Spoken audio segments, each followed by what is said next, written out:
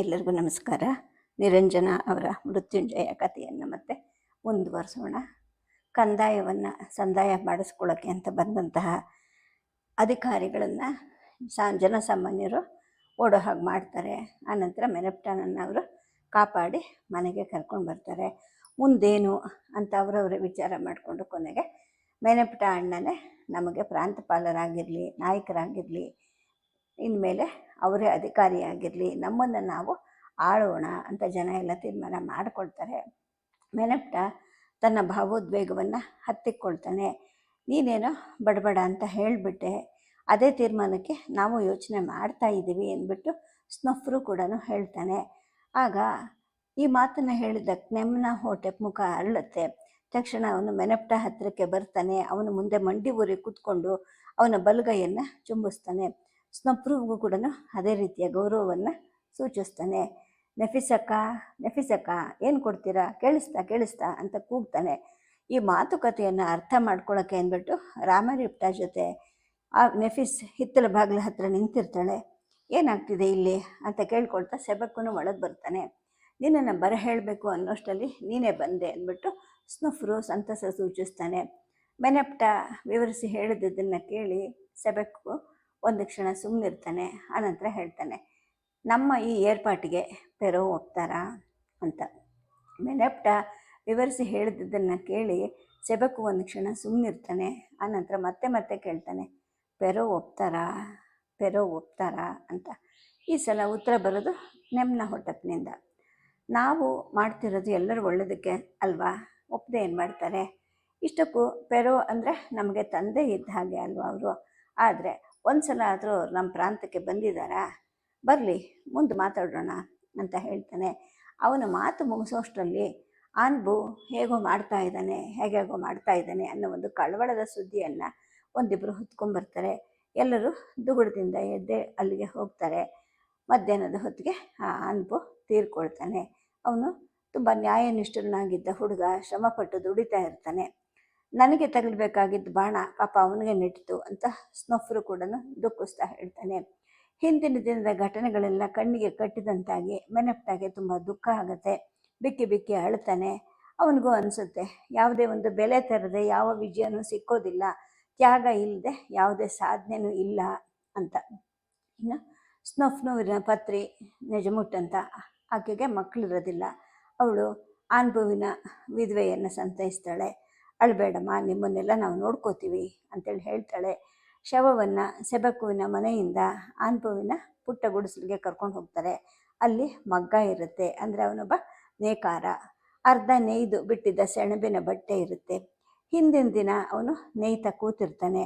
ಅಷ್ಟರಲ್ಲಿ ಗದ್ದಲ ಕೇಳಿಸಿರೋದ್ರಿಂದ ಆ ಕೆಲಸವನ್ನು ಅಲ್ಲಿಗೆ ನಿಲ್ಲಿಸ್ಬಿಟ್ಟು ಹೊರಟವನು ಆ ಜನಸಂದಣಿ ಜೊತೆಗೆ ಹೋಗಿ ಅಲ್ಲಿ ಗಾಯಗೊಂಡು ಬರ್ತಾನೆ. ಈಗ ಶವ ಆಗಿ ಹೋಗಿರ್ತಾನೆ. ಆ ಶವದ ಜೊತೆಗೆ ಜನ ಎಲ್ಲ ಬರ್ತಾರೆ. ವಿಪರೀತ ಜನಸಂದಣಿ ಇರುತ್ತೆ. ಬೀದಿಯಲ್ಲೂ ಕೂಡ ಅದು ದಟ್ಟೈಸ್ತಾ ಹೋಗುತ್ತೆ. ಸಾವಧಾನವಾಗಿರಿ, ತಳ್ಳಬೇಡಿ, ಶಿಸ್ತು ಪಾಲಿಸಿ ಅಂತ ಕ್ನೆಮ್ಮ ಹೊಟಪ್ನ ಜಂಗುಳಿಯ ಕಡೆ ನೋಡಿಬಿಟ್ಟು ಹೇಳ್ತಾನೆ. ಪತಿಯ ಶವ ಗುಡಿಸಲು ತಲುಪುತ್ತೆ.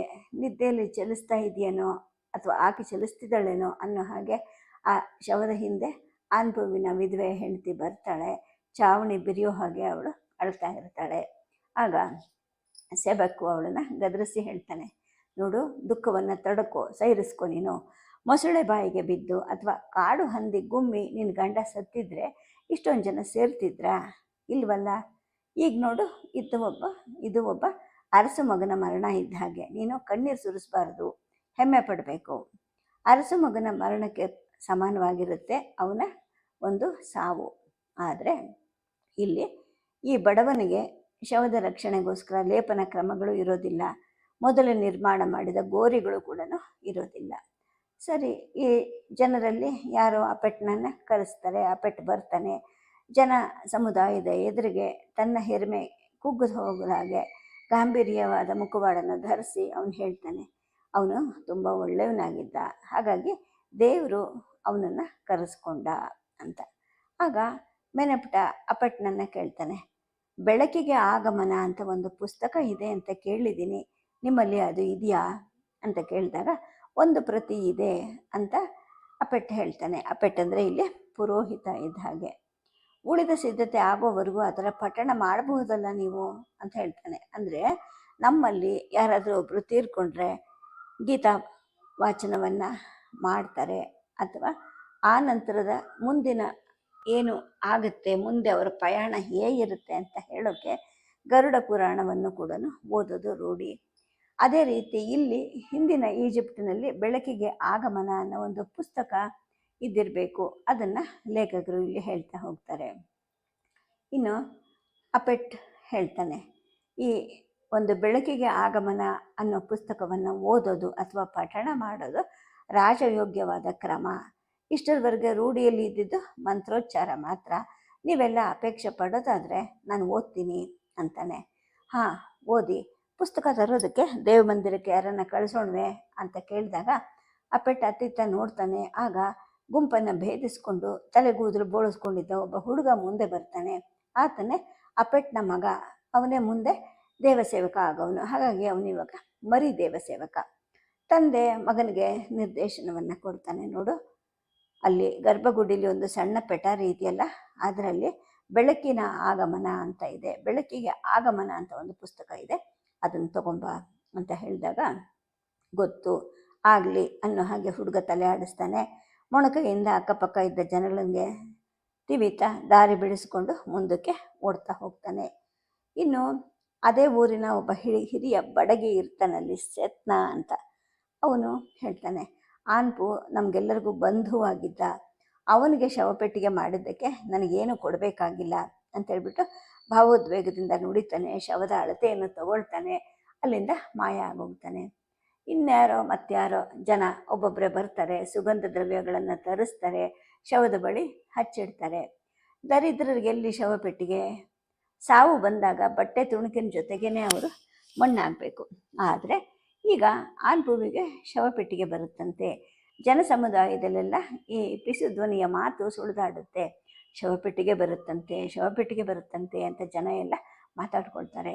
ಅಂದರೆ ಶವಪೆಟ್ಟಿಗೆ ಬರೋದು, ಬೆಳಕಿಗೆ ಆಗಮನ ಪುಸ್ತಕ ಓದೋದು ಮತ್ತು ಶವಕ್ಕೆ ಲೇಪನ ಮಾಡೋದು ಇವೆಲ್ಲನೂ ಸಿರಿವಂತರ ಒಂದು ಪದ್ಧತಿಯಾಗಿರುತ್ತೆ. ಆದರೆ ಈಗ ಈ ಬಡವನಾಗಿದ್ದರೂ ಕೂಡ ಆನ್ಭುವಿಗೆ ಅದೆಲ್ಲ ದಕ್ತಾ ಇರುತ್ತೆ. ಏಕೆಂದರೆ ಅವನದು ವೀರಮರಣ ಅಂತ ಜನ ಎಲ್ಲ ಭಾವಿಸಿರ್ತಾರೆ. ಅಷ್ಟರಲ್ಲಿ ಮತ್ತಾರೋ ಒಂದಷ್ಟು ಶೋಕ ಸ್ತ್ರೀಯರನ್ನು ಕರೆಸಿರ್ತಾರೆ. ಅಂದರೆ ಅವರು ಯಾರನ್ನು ಹೋದಾಗ ಬಂದು ಅಳೋ ಅಂಥವ್ರು. ಅವ್ರು ಬರ್ತಾರೆ, ಓ ಅನ್ಪು ಓ ಅನ್ಬು ಅಂದ್ಬಿಟ್ಟು ಅಳೋಕ್ಕೆ ಶುರು ಮಾಡ್ತಾರೆ. ಅಷ್ಟೊತ್ತಿಗೆ ದೇವಮಂದಿರದಿಂದ ಆ ಪೆಟಾರಿ ಬರುತ್ತೆ. ಅರ್ಚಕ ಹುಟ್ಟಿದ ಬಟ್ಟೆಯನ್ನು ಒದ್ದೆ ಮಾಡ್ಕೊಂಡು ಬಂದು ಮತ್ತೆ ಅದನ್ನೇ ಉಟ್ಕೊಂಡು ಕೂತ್ಕೊತಾನೆ. ಜನರನ್ನು ಹಿಂದಕ್ಕೆ ಸರಿಸ್ತಾನೆ, ಪೆಟಾರಿ ಮುಂದೆ ಕೂತ್ಕೋತಾನೆ. ಪೆಟಾರಿಯಿಂದ ಹೊರಗಡೆಗೆ ತೆಗಿತಾನೆ ಒಂದು ಪುಸ್ತಕವನ್ನು. ಅದು ಹಾಳೆಗಳನ್ನು ಜೋಡಿಸಿ ಹೊಲಿಗೆ ಹಾಕಿದ್ದಂತಹ ಒಂದು ನೀಳವಾದ ಪುಸ್ತಕ ಆಗಿರುತ್ತೆ. ಗಾಯಗೊಂಡವರಿಗೆ ಚಿಕಿತ್ಸೆ ನೀಡ್ತಿದ್ದ ಅಪೆಟ್ಗೆ ಹಿಂದಿನ ರಾತ್ರಿ ಸಾಕಷ್ಟು ನಿದ್ದೆ ಆಗಿರೋದಿಲ್ಲ. ಬಳಲಿಕ್ಕೆ ಅವನ ಮುಖದಲ್ಲಿ ಎದ್ದು ಕಾಣಿಸ್ತಿರುತ್ತೆ. ಆದರೂ ಕೂಡ ಆ ಗುಡಿಸಲಿನ ಮೊಬ್ಬು ಬೆಳಕಿಗೆ ತನ್ನ ದೃಷ್ಟಿಯನ್ನು ಹೊಂದಿಸ್ಕೊಳ್ತಾನೆ. ಬೆಳಕಿಗೆ ಆಗಮನ ಅನ್ನೋ ಒಂದು ಪುಸ್ತಕದ ಹಾಳೆಯನ್ನು ತೆಗೆದು ಆತ ರಾಗವಾಗಿ ಓದಲಿಕ್ಕೆ ಪ್ರಾರಂಭ ಮಾಡ್ತಾನೆ. ಅದು ಈ ಥರ. ಒಸೈರಿಸ್ ದೇವರ ರಾಜ್ಯವಾದ ಪರಲೋಕದ ಹೆಬ್ಬಾಗಿಲ ಹತ್ರ ಮೃತ ಈಗ ನಿಂತ್ಕೊಂಡು ಹೀಗೆ ಪ್ರಾರ್ಥನೆ ಮಾಡ್ತಾನೆ. ಏನಂತ ಅಂದರೆ, ಉಘೇ ಮಹಾದೇವನೇ, ಸತ್ಯದ ಪ್ರಭುವೇ, ನ್ಯಾಯದ ಪ್ರಭುವೇ, ಉಘೇ, ನನ್ನೊಡನೆ ನನ್ನೊಡೆಯ ನಿನ್ನೆದುರು ಬಂದು ನಿಂತಿದ್ದೀನಿ. ನಾನು ನಿನ್ನ ಅತಿಶಯವಾದ ಸೌಂದರ್ಯವನ್ನು ಕಾಣಕ್ಕೆ ಅಂತ ನನ್ನನ್ನು ಇಲ್ಲಿ ಕರ್ಕೊಂಬಂದಿದ್ದಾರೆ. ನಾನು ಸತ್ಯ ಹೇಳ್ತಾ ಇದ್ದೀನಿ. ಮನುಷ್ಯರಲ್ಲಿ ನಾನು ಯಾವತ್ತೂ ಭೇದ ಭಾವವನ್ನು ಎಣಿಸಿಲ್ಲ. ಯಾವುದೇ ಬಡವರ ಸುಲಿಗೆಯನ್ನು ನಾನು ಮಾಡಿಲ್ಲ. ಸ್ವತಂತ್ರವಾಗಿರ್ತಕ್ಕಂತಹ ಯಾವ ಮನುಷ್ಯನನ್ನು ಅವನ ಇಚ್ಛೆಗಿಂತ ಹೆಚ್ಚಾಗಿ ನಾನು ದುಡಿಸಿಲ್ಲ. ಕರ್ತವ್ಯ ಲೋಪವನ್ನು ಕೂಡ ನಾನು ಮಾಡಿಲ್ಲ. ದೇವರಿಗೆ ಅಪ್ರಿಯವಾದದ್ದು ಕೂಡ ನಾನು ಮಾಡಿಲ್ಲ. ಯಾವ ಯಜಮಾನನು ತನ್ನ ದಾಸನ ಜೊತೆ ಕೆಟ್ಟದಾಗಿ ನಡ್ಕೊಳ್ಳೋಕ್ಕೆ ನಾನು ಕಾರಣ ಆಗಿಲ್ಲ. ನಾನು ಯಾವುದೇ ಮನುಷ್ಯನನ್ನು ಉಪವಾಸ ಕೆಡವಿಲ್ಲ. ಯಾರೂ ಅಳೋ ಹಾಗೆ ಮಾಡಿಲ್ಲ. ಯಾರನ್ನು ನಾನು ಕೊಲೆ ಮಾಡಿಲ್ಲ. ನಾನು ಯಾವತ್ತೂ ರಾಜದ್ರೋಹವನ್ನು ಮಾಡಿಲ್ಲ. ದೇವಮಂದಿರಕ್ಕೆ ಸಲ್ಲಬೇಕಾದದ್ದನ್ನು ನಾನು ಯಾವತ್ತೂ ಸಲ್ಲಿಸದೆ ಬಿಟ್ಟಿಲ್ಲ. ಹಾಗೆ ದೇವರ ನೈವೇದ್ಯವನ್ನು ಕೂಡ ಎಂದೂ ಕೆಡಿಸಿಲ್ಲ. ದೇವಮಂದಿರದ ಪವಿತ್ರ ಸ್ಥಳದಲ್ಲಿ ನಾನು ವಿಷಯಾಸಕ್ತನಾಗಿ ಯಾವತ್ತೂ ವರ್ತನೆ ಮಾಡಿಲ್ಲ. ದೇವರನ್ನು ಧಿಕ್ಕರಿಸಿ ನಡೆದಿಲ್ಲ. ತಕ್ಕಡಿಯಲ್ಲೂ ಕೂಡ ಮೋಸ ಮಾಡಿಲ್ಲ.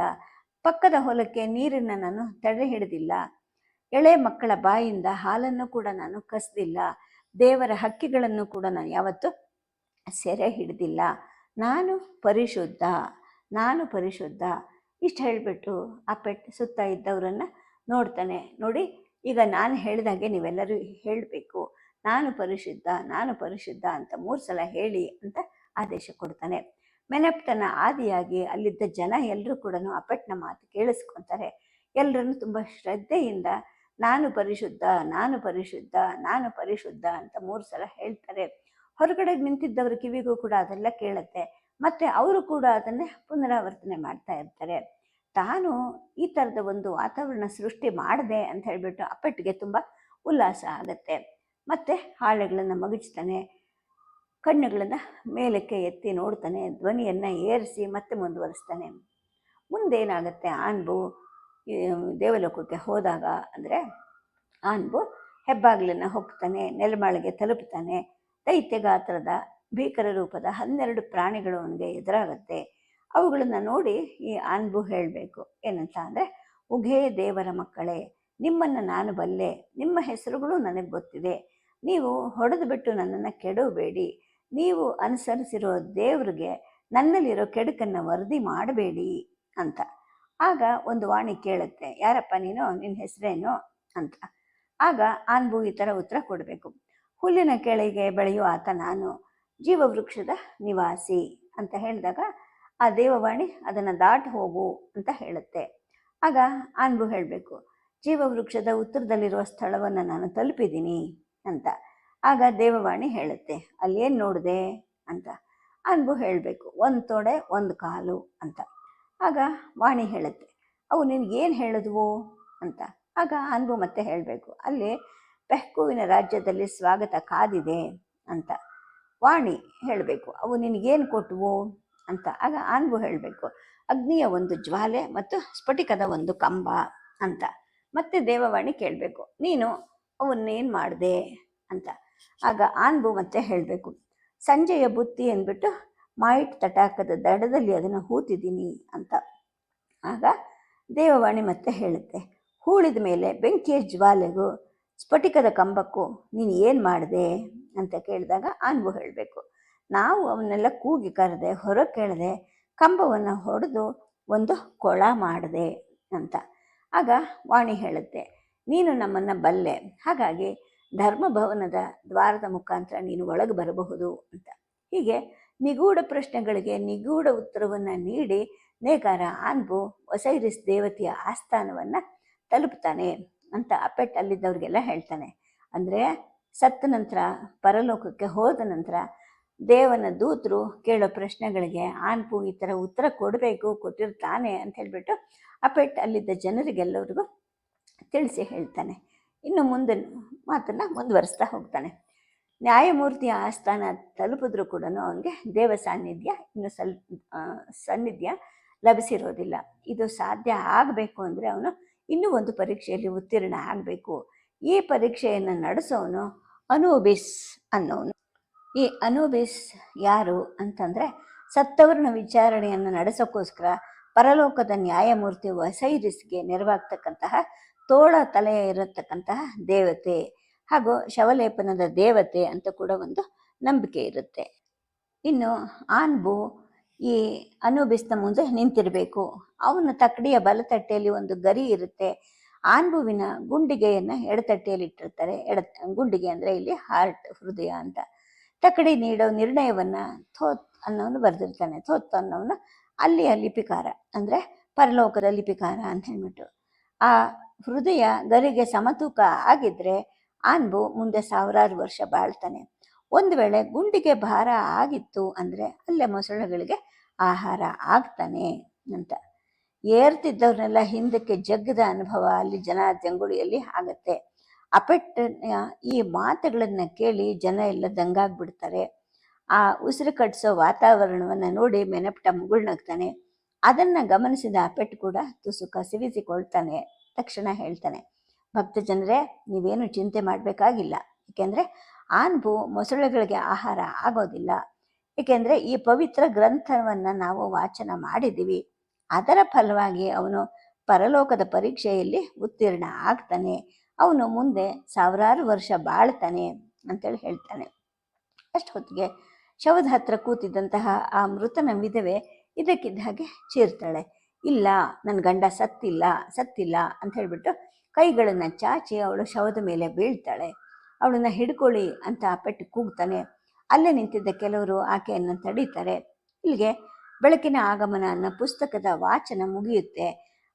ಅಪೆಟ್ ಆ ಪುಸ್ತಕವನ್ನು ಪೆಟಾರಿಯಲ್ಲಿ ಇಟ್ಟು ಅದರ ಬಾಗಿಲನ್ನು ಮುಚ್ಚಿ ಮತ್ತೆ ಎದ್ದು ನಿಂತ್ಕೊಂಡು ಹೇಳ್ತಾನೆ, ಎಲ್ಲರೂ 3 ಸಲ ಹೇಳಿ, ನಾನು ಪರಿಶುದ್ಧ, ನಾನು ಪರಿಶುದ್ಧ, ನಾನು ಪರಿಶುದ್ಧ ಅಂತ ಹೇಳ್ತಾನೆ.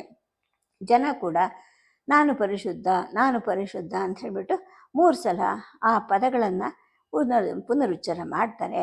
ಎಲ್ಲಿದೆ ಶವಪೆಟ್ಟಿಗೆ ಅಂತ ಅಪೆಟ್ ಕೇಳ್ತಾನೆ. ಅಷ್ಟೊತ್ತಿಗೆ ಸೆತ್ನ ಒಳಗಡೆಗೆ ಬಂದಿರ್ತಾನೆ.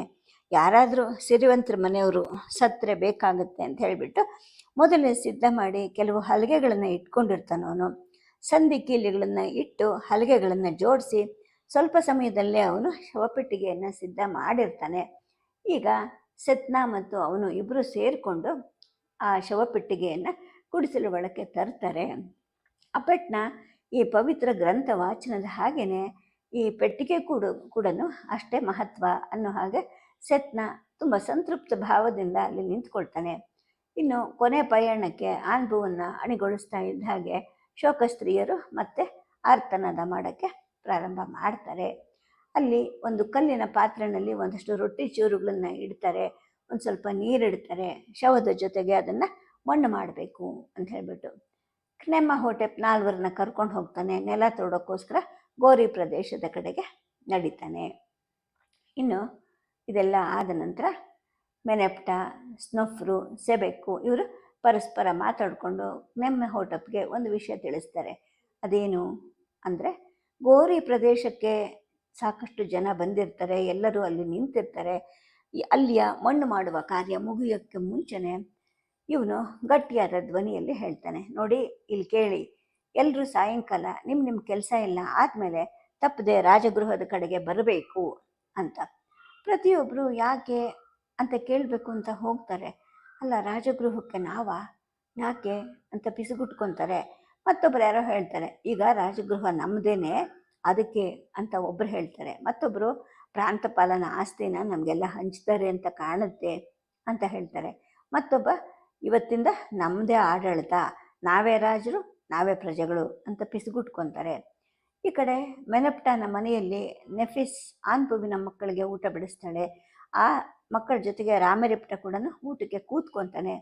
ಆನ್ಪುವಿನ ವಿಧವೆ ಹೆಂಡತಿಯನ್ನು ಅವಳ ಗುಡಿಸಲಲ್ಲಿ ಬಿಟ್ಬಿಟ್ಟು ಸ್ನೊಫ್ರು, ಸೆಬೆಕ್ಕು ಮತ್ತು ಮೆನೆಪ್ಟ 3 ಮೆನೆಪ್ಟನ ಮನೆಗೆ ಬರ್ತಾರೆ. ಸ್ನೊಫ್ರುವಿನ ಪತ್ನಿ ನಿಜಮುಟ್ ತಾನು ಔಷಧದಲ್ಲಿ ಮಾಡಿದ್ದ ಅಡುಗೆಯನ್ನು ಮೆನೆಪ್ಟನ ಮನೆಗೆ ಹೊತ್ಕೊಂಡ್ಬರ್ತಾಳೆ. ಅವರು ಊಟ ಮಾಡಿದ ನಂತರ ನೆಫಿಸ್ ಚಾಪೆ ಹಾಸ್ತಾಳೆ, ಸೆಣಬಿನ ಹಚ್ಚಡವನ್ನು ಅದ್ರ ಮೇಲೆ ಹಾಸ್ತಾಳೆ. ಸ್ವಲ್ಪ ವಿಶ್ರಾಂತಿ ತಗೊಳ್ಳಿ ಎಲ್ಲ ಅಂತೇಳಿ ಹೇಳ್ತಾಳೆ. ಮಿತ್ರರೆಲ್ಲರೂ ತಮ್ಮ ಮನೆಗೆ ಹೋದರೆ ತನ್ನ ಗಂಡ ಒಂದು ಸ್ವಲ್ಪ ಹೊತ್ತು ವಿರಾಮ ತಗೋಬಹುದು ಅನ್ನೋ ಒಂದು ಆಸೆ ಅವಳಿಗೆ ಇರುತ್ತೆ. ಆದರೆ ಸ್ನೊಫ್ರು ಹೇಳ್ತಾನೆ, ಇನ್ನೆಲ್ಲಿ ವಿಶ್ರಾಂತಿ ನಮಗೆ, ಇನ್ನು ಕೆಲಸಗಳು ಪ್ರಾರಂಭ ಮಾಡಬೇಕು ಅಂತ ಹೇಳ್ತಾನೆ. ಆ ಹಚ್ಚಡದ ಮೇಲೆ ಅವರೆಲ್ಲರೂ ಕೂತ್ಕೊತಾರೆ. ಗಹನವಾದ ಮಾತುಕತೆಯಲ್ಲಿ ತೊಡಗೋಕ್ಕೆ ಶುರು ಮಾಡ್ತಾರೆ. ತಮ್ಮನ್ನು ತಾವು ಆಳಬೇಕು. ಹೇಗೆ? ಪ್ರಾಂತಪಾಲರ ನೇಮಕಕ್ಕೆ ಮುನ್ನ ಐಗುಪ್ತ ದೇಶದ ಪ್ರಾಂತ್ಯಗಳು ಹಿರಿಯರ ಸಮಿತಿಗಳ ಮೇಲ್ವಿಚಾರಣೆಗೆ ಒಳಪಟ್ಟಿರುತ್ತವೆ. ನೀರಾನೆ ಪ್ರಾಂತ್ಯದಲ್ಲೂ ಕೂಡ 4 ಜನದ ಒಂದು ಸಮಿತಿ ಇರುತ್ತೆ. ಅದರಲ್ಲಿ ಒಬ್ಬ ತೀರ್ಕೊಂಡಿರ್ತಾನೆ. ಉಳಿದ 3 ಜನ ಸೆಮ, ಥಾನಿಸ್ ಮತ್ತು ಹೆಮೋನ್ ಅನ್ನೋನು. ಅವರೆಲ್ಲರೂ ಮುಖ್ಯ ಪಟ್ಟಣದಲ್ಲೇ ಇರ್ತಾರೆ. ತೆರವಾಗಿರುವ ಸ್ಥಾನಕ್ಕೆ ನಿವೃತ್ತ ಸೈನಿಕ ಆಗಿರೋಂತಹ ಹೆಮ್ಟಿಯನ್ನು ನೇಮಿಸೋಣ ಅಂತ ಅವರೆಲ್ಲ ಮಾತಾಡ್ಕೊಳ್ತಾರೆ. ಪ್ರತಿನಿತ್ಯ ಈ ಸಮಿತಿಗೆ ಆಡಳಿತ ನಡೆಸೋಕ್ಕೆ ಸಾಧ್ಯ ಇಲ್ಲ. ಹಾಗಾಗಿ ಹಿರಿಯರ ಸಮಿತಿ ತಿಂಗಳಿಗೊಮ್ಮೆ ಸೇರಿಕೊಳ್ಳಿ, ಎಲ್ಲ ವಿಷಯವನ್ನು ಪರಿಶೀಲಿಸ್ತಾ ಇರಲಿ, ಪ್ರತಿದಿನದ ವ್ಯವಹಾರವನ್ನು ನೋಡ್ಕೊಳ್ಳೋಕ್ಕೆ ಒಬ್ಬ ಇರಬೇಕು. ಮೆನೆಪ್ಟ, ನೀನು ಪ್ರಾಂತಪಾಲ ಆಗು ಅಂತ ಹೇಳಿದಾಗ, ಹೊಸ ವ್ಯವಸ್ಥೆಯಲ್ಲಿ ಪ್ರಾಂತಪಾಲನ ಸ್ಥಾನನೇ ಬೇಡ ಸ್ನೊಫ್ರು ಅಂತ ಮೆನೆಪ್ಟ ಹೇಳ್ತಾನೆ. ಸರಿ ಹೋಗಲಿ ಬಿಡು, ನಾಯಕ ಅಂತ ನೋಡುವ ಅಂಥೇಳಿ ಕೇಳ್ತಾನೆ. ಸದ್ಯಕ್ಕೆ ಕಥೆಯನ್ನು ನಿಲ್ಲಿಸಿರ್ತೀನಿ. ನಮಸ್ಕಾರ.